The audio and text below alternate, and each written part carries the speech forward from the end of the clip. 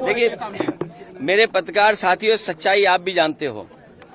Bharatiya Janata party साजिश, चुनाव से पहले भारतीय जनता पार्टी षड्यंत्र करना चाहती है चुनाव से पहले, और उनका लक्ष्य पहले दिन से रहा है कि समाजवादियों को कैसे बदनाम किया जाए, और खास कर से के मुसलमानों को लेकर के उनकी जो सोच है वो अनडेमोक्रेटिक है, अनकॉन्स्टिट्यूशनल है।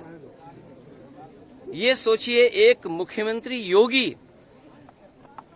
तो इसका मतलब ये है कि अगर कोई योगी अगर वो लोकतंत्र पर भरोसा नहीं करता है और कॉन्स्टिट्यूशन पर भरोसा नहीं करता, वो योगी नहीं हो सकता है। मैं 3 घटनाओं का उदाहरण देना चाहता हूं आपके सामने।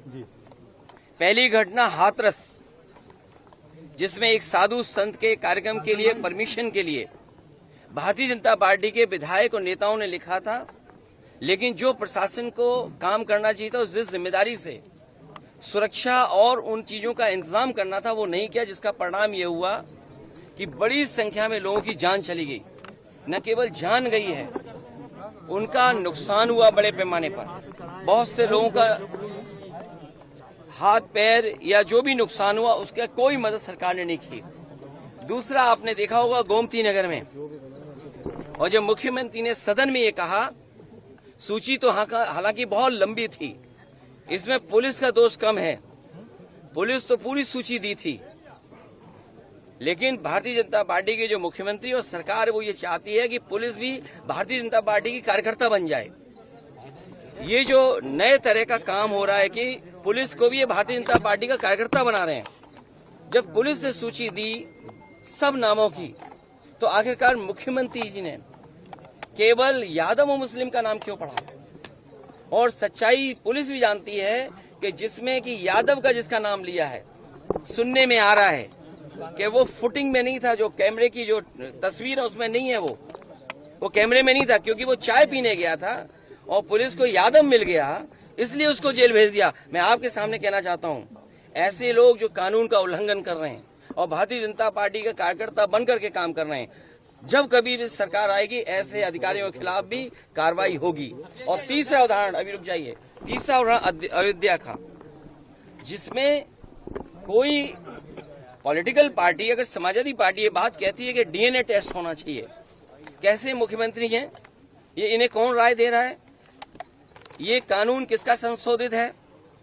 ये इन्हीं का संशोधित कानून है 2023 का, जिसमें ये कहा गया है कि डीएनए टेस्ट होना चाहिए अगर 7 साल से ज्यादा किसी की सजा का कोई प्रावधान है तो क्या गलत मांगा? और उनके परिवार के लोग कह रहे हैं, और वहां भी पुलिस सच्चाई जानती है, हमारे पत्रकार साथी भी जानते हैं सच्चाई। वहां की पुलिस जब बीजेपी के इशारे पर और वो सच्चाई से अगर काम करना चाहते तो उन्होंने क्या किया? उन अधिकारियों के खिलाफ कार्रवाई कर दी। तमाम अधिकारी ऐसे हैं जो कह रहे हैं कि हमें तो नौकरी बचानी है, हम क्या करें? हम टेंशन में आ जाएं कि हम भी सर मार दें किसी आदमी के सर पे। आपने देखा नहीं बनारस में क्यूटो में क्या हुआ?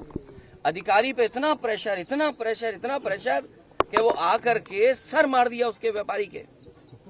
सोचिए आप, इसमें तमाम ऐसे लोग हैं, आप अकेले में बात करना कितने प्रेशर में जीवन जी रहे हैं। ये जो भार है इनके पास, मेडल, बैनर और ये तमाम लैनियार्ड और नेम प्लेट और तमाम उसके अलावा ऐसा भार है इनके ऊपर, ये काम नहीं कर सकते, न्याय नहीं दे सकते। और उसका परिणाम ये हुआ कि भेदभाव कर रहे हैं, और ये भेदभाव इसलिए कर रहे हैं कि इनको हर जगह राजनीति दिखाई दे रही है, वोट दिखाई दे रहा है। ये कितना भी कुछ कर लें, अब जनता को इनसे कोई उम्मीद नहीं है, और जब उम्मीद खत्म हो जाए किसी पॉलिटिकल पार्टी से तो समझ लेना उनका सफाया होना निश्चित है। ये जो हारे हैं, इतना बुरा हारे हैं, जनता इससे भी बुरा इन्हें हराएगी, तभी इनका इलाज हो सकता है।